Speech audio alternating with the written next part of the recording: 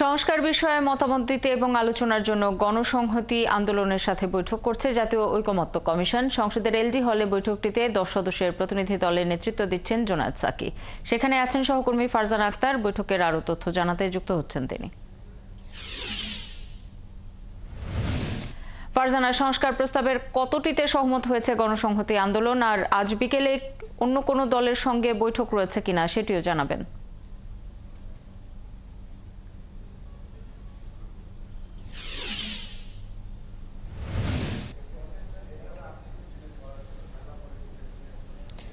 শাওন, সকাল 11টায় গণসংহতি আন্দোলনের সাথে ঐকমত্য কমিশনের যে বৈঠক সেটি শুরু হয়েছে এবং আপনি জানেন যে আসলে নির্বাচন ব্যবস্থা সংস্কার কমিশন, দুর্নীতি দমন সংস্কার কমিশন, রাজনৈতিক যে বাংলাদেশের যেসব বিষয় আসলে সংস্কারের যে সংস্কার কমিশনগুলো গঠন করা হয়েছিল, 6টি সংস্কার কমিশন, সেই সব সংস্কার কমিশনের 166টি সুপারিশ আসলে ঐকমত্য কমিশনের কাছে জমা পড়েছে এবং ঐকমত্য কমিশন সেসব বিষয়ে, সেসব সংস্কারের বিষয়ে রাজনৈতিক দলগুলো একমত কিনা সেসব বিষয়ে জানতে কিন্তু রাজনৈতিক দলগুলোকে যে চিঠি দিয়েছিল এবং সেগুলোর ভিত্তিতে রাজনৈতিক দলগুলো লিখিত দিয়েছিল। এরপর 20 মার্চ থেকে আসলে রাজনৈতিক দলগুলোর সঙ্গে পালাক্রমে বৈঠক চলছে এবং আমরা দেখেছি বিএনপি, জামায়াতে ইসলামী সহ এনসিপি সহ বিভিন্ন দল বৈঠক করেছে এবং আজ গণসংহতি আন্দোলন বৈঠক করছে এবং বৈঠকটি চলছে এবং বৈঠকের শুরুতে তারা সাংবাদিকদের সঙ্গে কথা বলেছিলেন।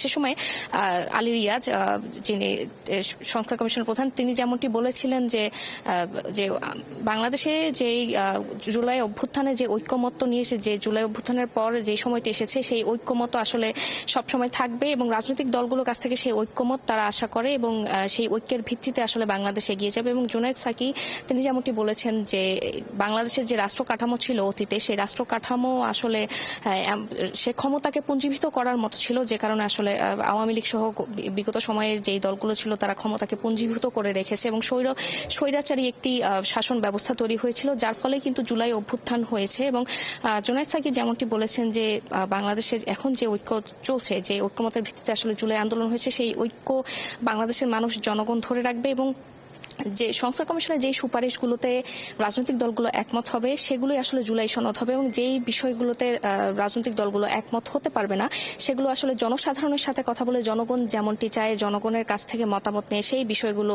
পরিচালিত করা হবে। এবং এখন পর্যন্ত কিন্তু আমরা এমনটি জানতে পেরেছি এবং বিকালে সমাজতান্ত্রিক জোট নামের একটি রাজনৈতিক দলের সঙ্গে ঐকমত্য কমিশনের বৈঠক রয়েছে, বৈঠকটি চলছে এবং আসলে বৈঠকটি শেষ হলে আমরা এরপর বিস্তারিত জানাতে পারবো।